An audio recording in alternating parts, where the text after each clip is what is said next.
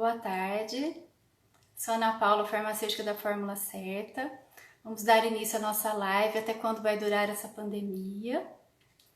E o nosso convidado muito especial é o Dr. Sérgio Ricardo Cardoso Rodrigues. Ó, o Dr. Sérgio acho que já entrou. Já está quase entrando. O pessoal está entrando. Vamos esperar um pouquinho. Vocês estão me ouvindo bem? Dá um like. Tá ouvindo? Certinho? Então, olha, vocês podem participar com perguntas, podem convidar os amigos. Aqui do lado direito tem um aviãozinho, vocês podem chamar os amigos para participar da live. Agora deixa eu ver se eu acho o Dr. Sérgio. Deixa eu ver se ele já entrou.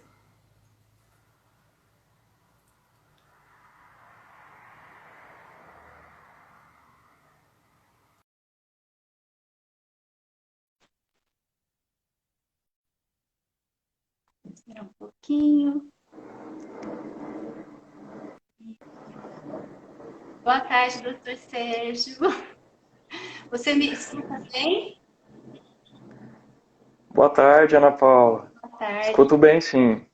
Tá bom. Então, olha, pessoal, vamos apresentar o Dr. Sérgio Ricardo Cardoso Rodrigues. Ele é nascido e criado aqui em Franca, é especializado em saúde familiar pela Unicamp, com 16 anos de experiência, há 9 anos na Prefeitura de Campinas, no Centro de Saúde. Ele é responsável pelo treinamento dos médicos residentes para o tratamento dos pacientes com coronavírus. Muito obrigada, Dr. Sérgio, pela presença. É um prazer recebê-lo. Eu que agradeço o convite, Ana Paula, e obrigado pela oportunidade de poder conversar um pouco com os amigos da Fórmula Certa. Que bom, doutor Sérgio. Vamos começar então a live com a primeira pergunta. Como é a sua rotina no centro de saúde? Quais as mudanças com essa crise, os cuidados e como é o treinamento dos residentes? Bom, o meu trabalho na Prefeitura de Campinas é como médico de família de um centro de saúde do SUS, né? O meu serviço, ele é caracterizado principalmente pelo atendimento de todas as pessoas, sejam adultos, crianças, gestantes, idosos, que fazem parte do território que o centro de saúde é responsável, né? Determinados bairros têm como referência o meu centro de saúde. E esse centro de saúde ele conta com vários outros médicos, enfermeiras, técnicos de enfermagem, agentes comunitários e também médicos residentes que estão em treinamento para medicina de família. E eu sou o preceptor desses residentes. Eu gostaria de saber também quando que a gente deve procurar um médico? Quais os principais sintomas do coronavírus? Em relação à Covid, né, 19, o atendimento ele deve ser feito principalmente quando o paciente está sentindo uma piora dos seus sintomas, e principalmente um sintoma mais intenso, né? Então, falta de ar, febre persistente, uma piora de qualquer situação que estava vivendo antes. Esses são os casos onde deve procurar atendimento, seja num centro de saúde, numa UPA, unidade de pronto atendimento, ou até mesmo pronto-socorros. Particularmente no meu trabalho, é interessante que as pessoas que estão com sintomas não tão intensos, não tão graves, procurem atendimento em centros de saúde ou postos de saúde. E os casos mais graves, ou os pacientes podem procurar diretamente um pronto-socorro, ou a partir de um centro de saúde serem encaminhados após um primeiro atendimento. E a febre é sempre um sintoma presente ou não? Nem sempre. É mais comum que os quadros mais intensos sejam acompanhados de febre, mas nem sempre as pessoas verificam se estão com febre. O que nós mais escutamos é uma sensação de febre, não exatamente uma febre de tantos graus. E algumas pessoas, principalmente idosos, ou quem já tem alguma condição, como diabetes, por exemplo, nem sempre apresentam febre. Então, esperar ter febre para procurar atendimento nem sempre é a melhor opção. Eu queria que o senhor falasse também sobre o crescimento do coronavírus no interior do estado de São Paulo, que está bem intenso agora, né? Sim, aqui em Campinas, assim como também em Franca, a situação não está tão intensa como acontece na cidade de São Paulo. A cidade de São Paulo, assim, é uma situação particular porque foi a porta de entrada do vírus aqui no Brasil. Então é esperado que a situação lá esteja um pouco mais avançada, a transmissão já está ocorrendo há mais tempo. Só que, por outro lado, é, o interior de São Paulo ele tem uma falsa percepção que a situação está mais leve, mas não é bem assim, né? São Paulo, por ser a maior cidade do Brasil, a maior cidade do nosso estado, também a cidade mais rica, conta com uma estrutura mais robusta, né, de serviços de saúde, muitos hospitais, muitos leitos de UTI, né? E nem sempre todas as cidades do interior contam com uma estrutura semelhante. Então, só para dar um exemplo, né?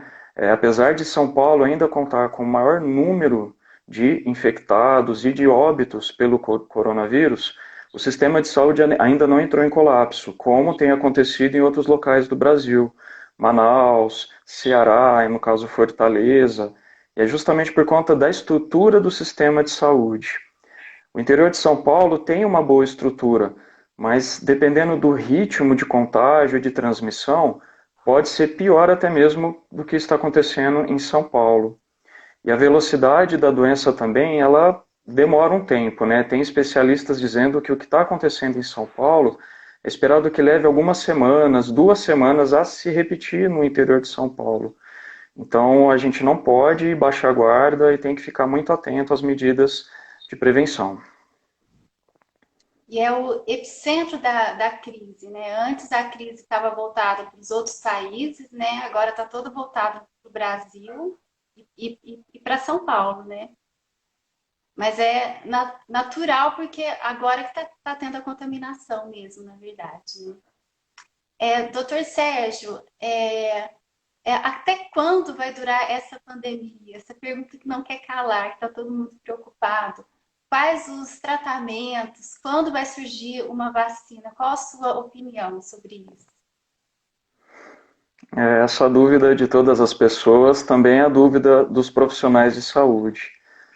Nós sabemos, pela experiência de todas as outras doenças infecciosas, que o cenário mais adequado é ter vacina e uma medicação que seja comprovadamente eficaz e com poucos efeitos colaterais para combater o vírus ou bactéria, enfim, qualquer coisa. E o coronavírus está caminhando nesse sentido, né? Está sendo feitas muitas pesquisas, muitos grupos têm estudado tratamentos e também vacinas. Mas infelizmente esse é um processo lento. É pouco provável que em menos de um ano, provavelmente ainda no final desse ano, nós não teremos uma medicação ou uma vacina que tenha sido testada em um grande grupo de pessoas e que seja comprovadamente eficaz. Então, realmente, esse é o momento de manter as orientações que estão sendo dadas, de isolamento, de cuidados com etiqueta respiratória, cuidado com as pessoas de grupos de risco. Esse é o momento que, infelizmente, isso é o que está ao nosso alcance, tanto da população em geral quanto dos profissionais de saúde.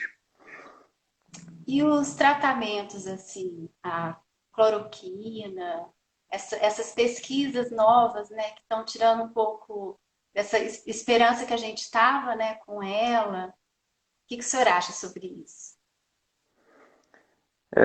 Seja a cloroquina ou qualquer outra medicação que está sendo testada, né? A cloroquina é uma das medicações que está sendo testada em muitos treinamentos de várias equipes, né, ao redor do mundo. É uma esperança, né? Na verdade, quando mostra alguma eficácia, cada vez mais esse medicamento é testado em populações maiores e diferentes regiões, e é assim que vai se ter uma certeza se é realmente o medicamento que está indicado, né, ou não, ou se existem outras opções. Até o momento, né, não é de conhecimento geral a eficácia de nenhum medicamento. Vários estão sendo testados. E, claro, né, como clientes, né, da fórmula certa, a orientação para qualquer tipo de tratamento deve partir de algum profissional de saúde. né? Não é indicado ninguém tomar por conta, seja cloroquina ou qualquer outra medicação que aparece na mídia, formando-se ser eficaz ou que está sendo estudada. Isso ainda é cedo, né? É precoce a gente poder afirmar que algum medicamento é eficaz nesse instante. E sobre os testes, como que são eles? Qual que é mais seguro? Quando fazer os testes também? Ao longo, desde o início da epidemia, seja aqui no Brasil e em outros países do mundo, a situação em relação à oferta dos testes mudou muito. Pegando o exemplo do Brasil, inicialmente a quantidade de testes era muito pequena, muito limitada, e ficou restrita aos casos graves, aos pacientes que estavam internados, com necessidade de leitos de UTI, por exemplo. À medida que mais testes foram produzidos e foram importados, né, pelo Brasil, essa situação tem mudado. Para dizer o que temos hoje, a orientação aqui na Prefeitura de Campinas, que vale para a maioria dos serviços de saúde do Brasil. Está sendo oferecido esse teste com atendimento para os profissionais de saúde com suspeita, também profissionais da segurança pública, ou seja, profissionais que estão ligados a algum serviço essencial, mas focado nos profissionais de saúde e na segurança pública, porque são profissionais que, se estiverem doentes, se a gente perder a força de trabalho dessas pessoas, o impacto no controle da epidemia é muito pior. E também grupos de risco, principalmente a pessoas com mais de 60 anos. Então, essa não era a orientação no início, e agora nós temos esses testes para fazer nessas pessoas. Tem dois tipos de testes principais, né? O teste chamado teste rápido, que é aquele teste onde é coletado uma gota de sangue, semelhante ao teste que é feito para controle de diabetes, né? E também o teste de detecção do vírus através de um esfregaço da orofaringe ou da mucosa do nariz. Os dois são diferentes, principalmente no tempo em que eles podem ser realizados. O teste rápido, ele detecta os anticorpos, né, no sangue da pessoa, ou seja, nos primeiros dias da infecção, a pessoa pode estar doente, porém o resultado é negativo.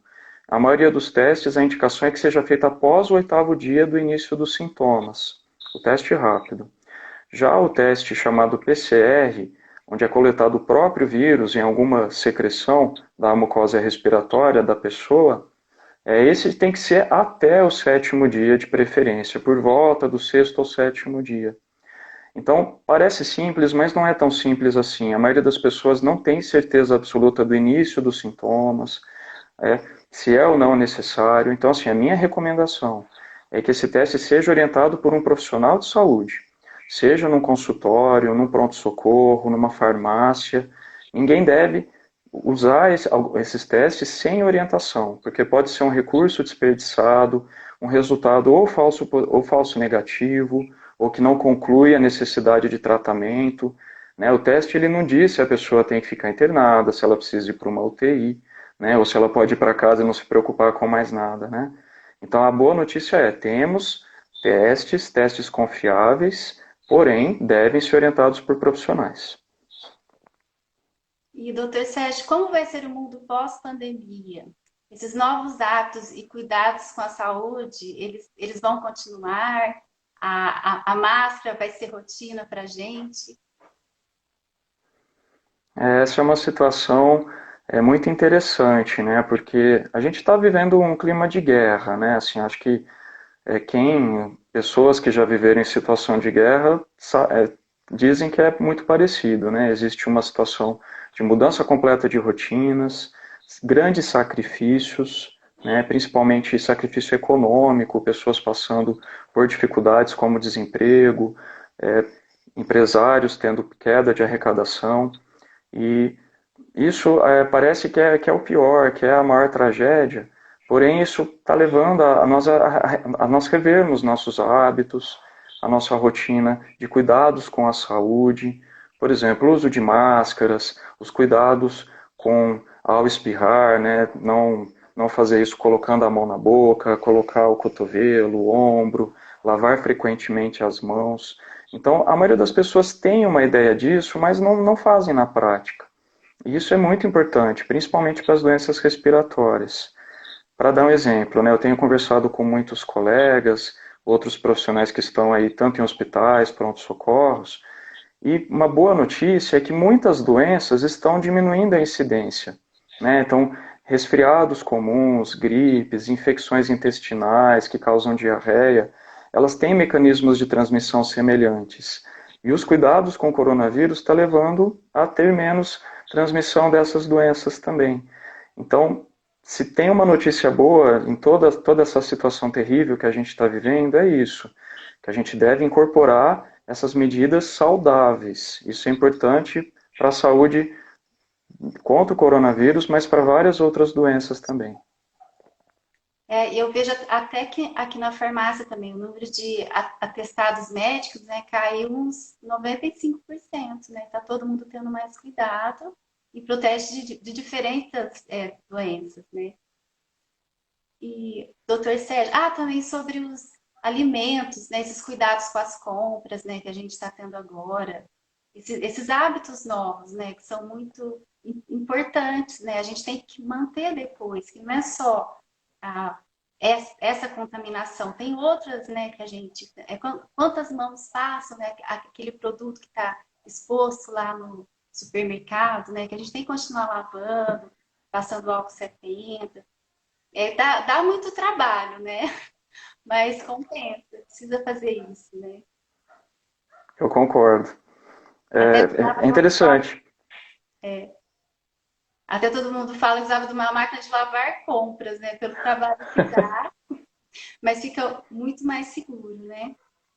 E, Que eu ia dizer claro, pode que é falar. interessante, Ana Paula, né? Assim, interessante que no começo tudo isso dava muito trabalho, né?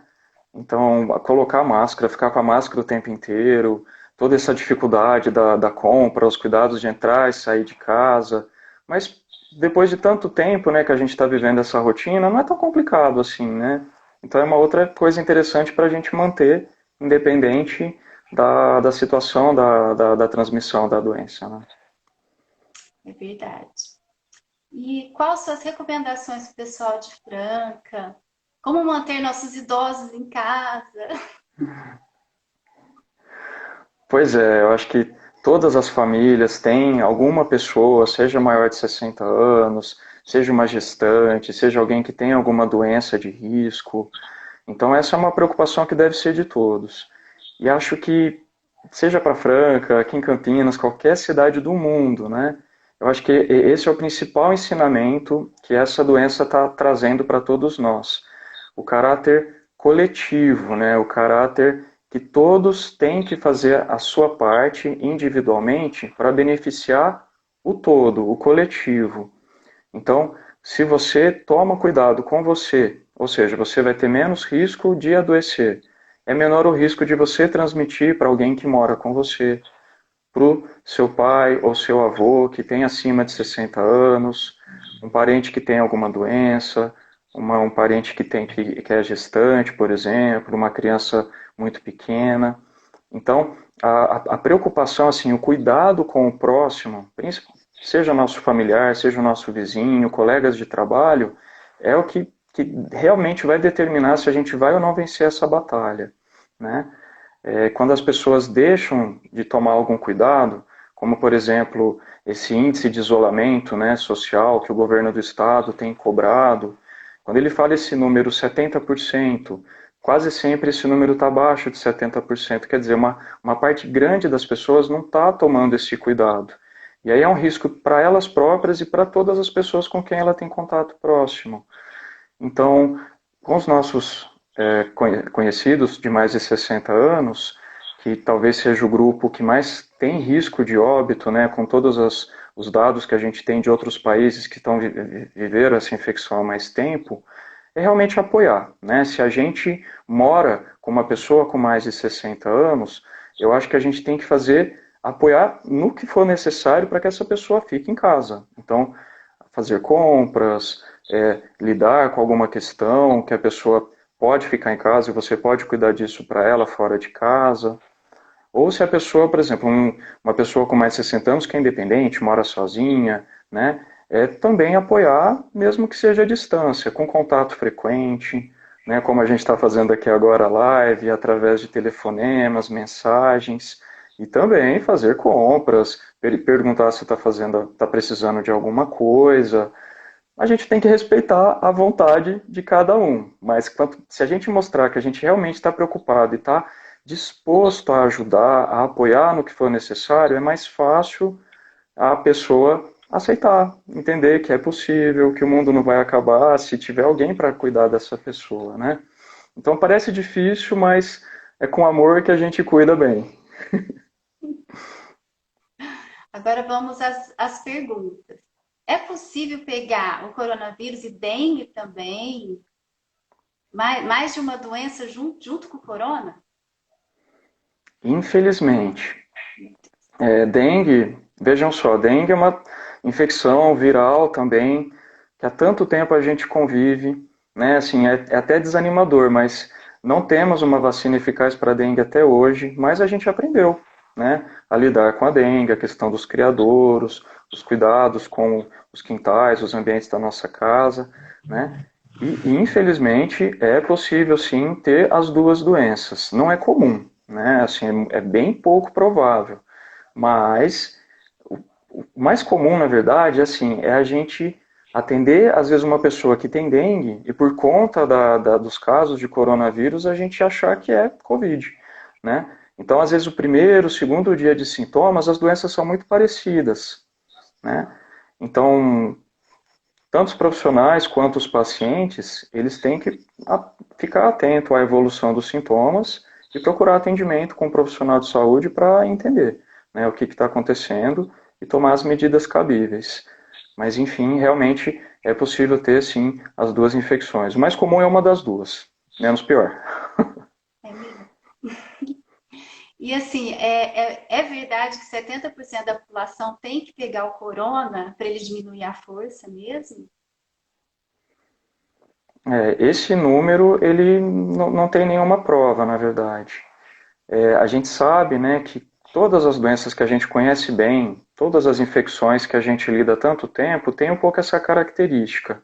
Tem um momento de epidemia, um momento de grande transmissibilidade, mas que com o passar do tempo, à medida que as pessoas vão ficando imunes, os casos ficam mais discretos, mais como a dengue, que a gente acabou de dizer, praticamente tem transmissão o ano inteiro, com momentos onde há picos, principalmente nos meses quentes, de chuva.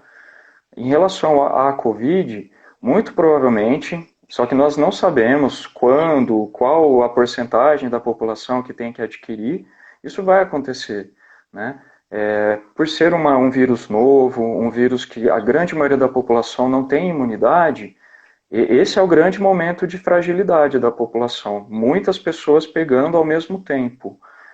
E apesar de ser uma doença que não é tão grave, né, a maioria, mais de 80%, tem sintomas leves e não precisam ser internadas, se essa minoria precisar de atendimento ao mesmo tempo, principalmente um atendimento de UTI, por exemplo, que é mais restrito, infelizmente nem o sistema de saúde do mundo está preparado para isso. Essa é a grande preocupação dos governos.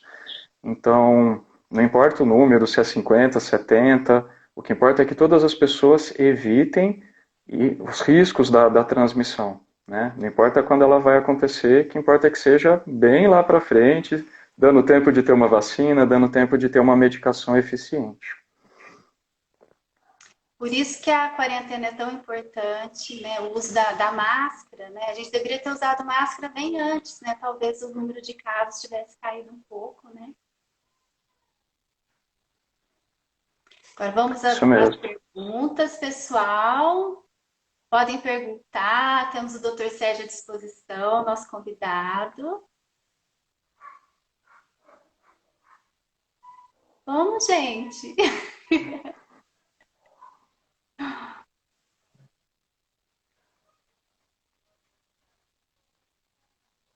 Doutor, o pessoal está com muita dúvida dos tratamentos, assim, eles são vários, né? Tem o uso dos anticoagulantes, cloroquina, até corticoides também, né?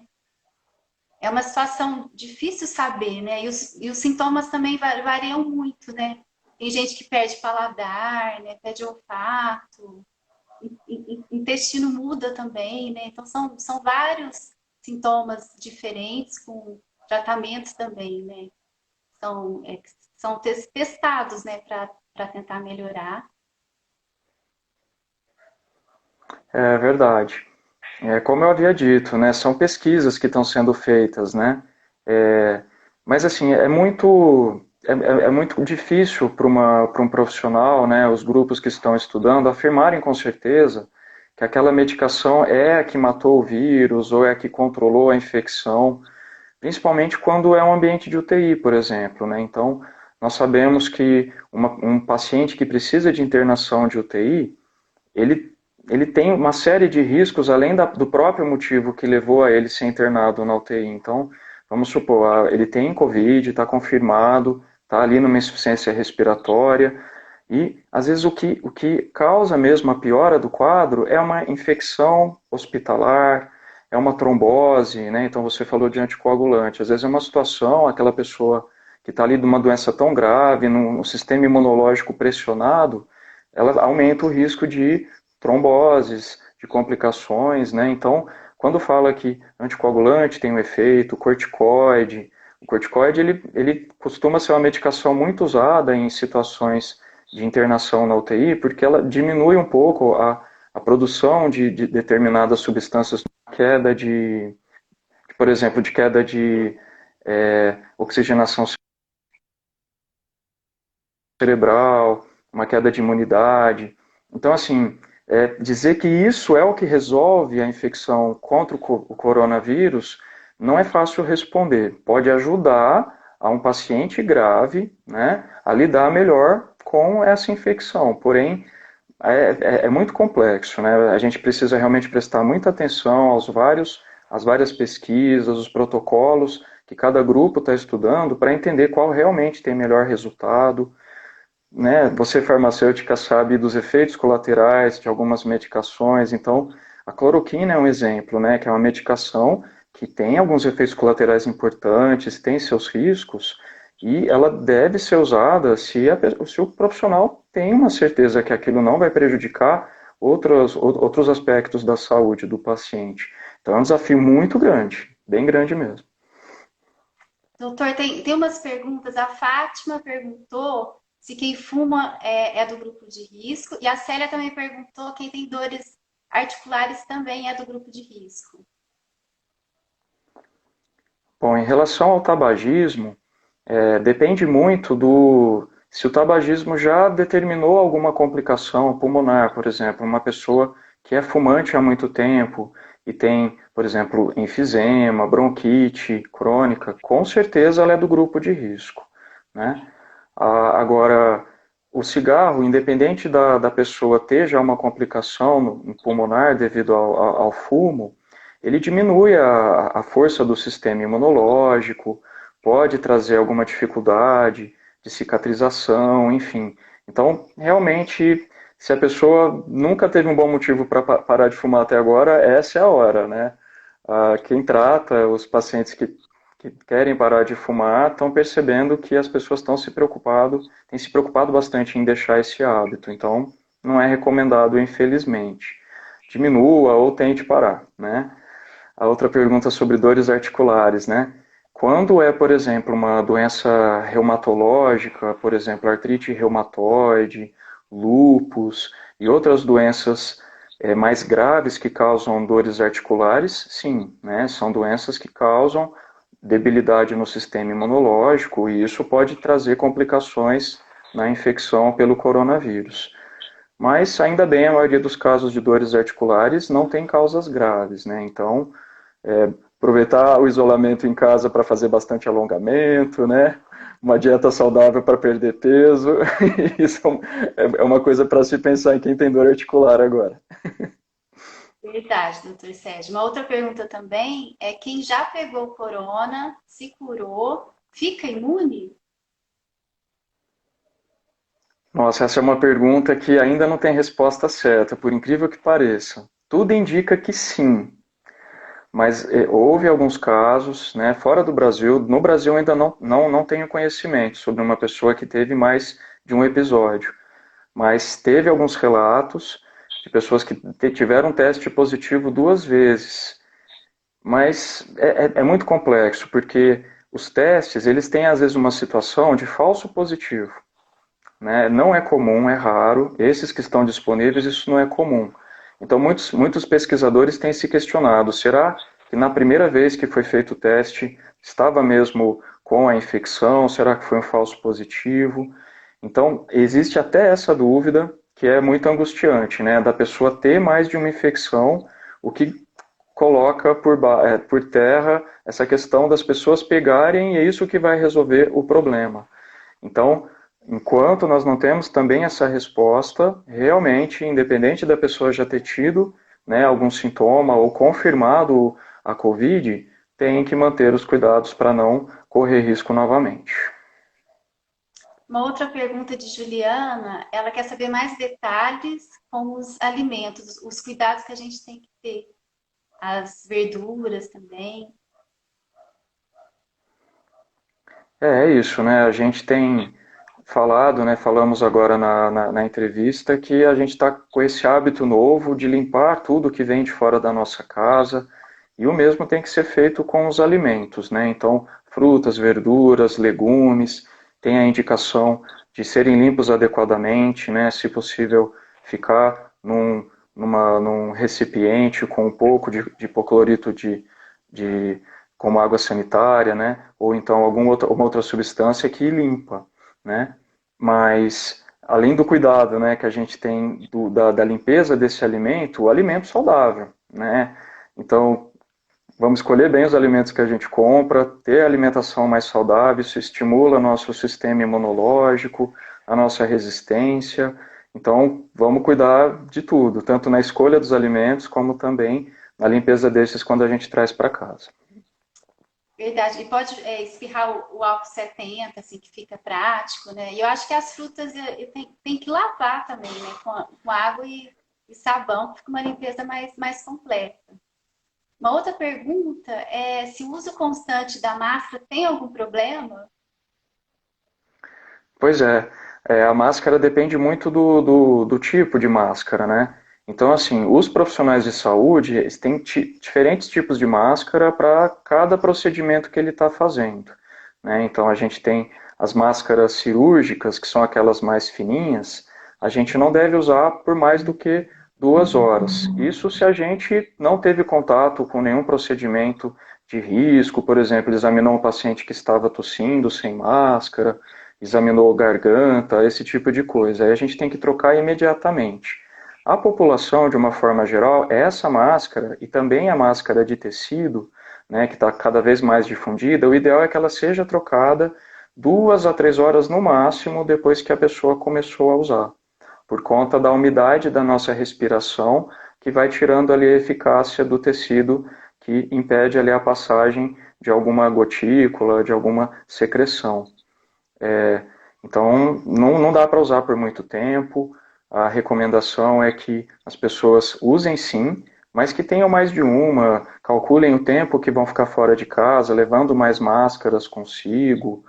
Mas o que importa é usar, né? Nunca sem a máscara fora de casa, com certeza. Verdade, doutor Sérgio.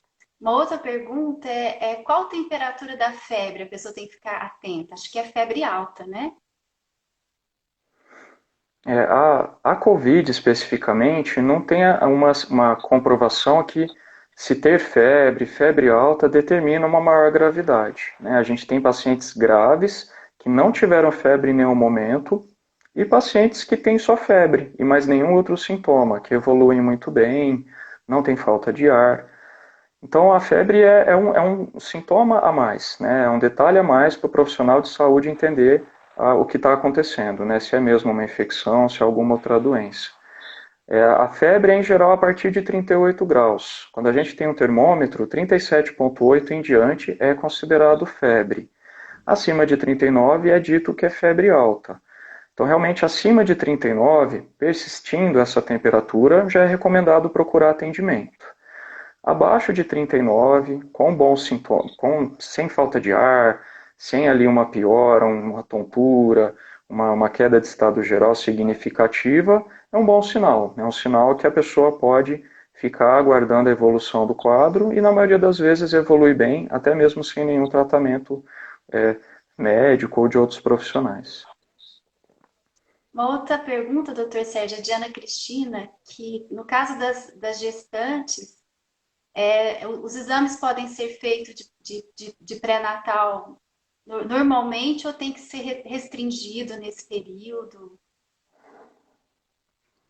As gestantes, juntamente com recém-nascidos, são as populações que todos os serviços de saúde não interrompeu, não foram interrompidos o atendimento dessas populações, né?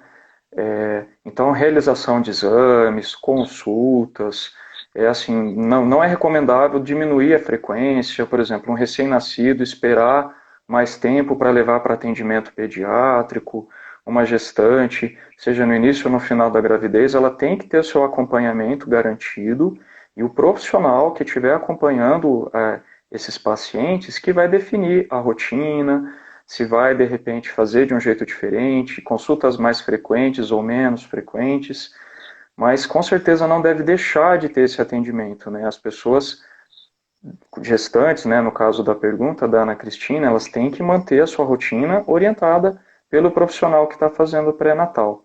Até o momento, a recomendação é que mantenha todos os atendimentos dessas pessoas.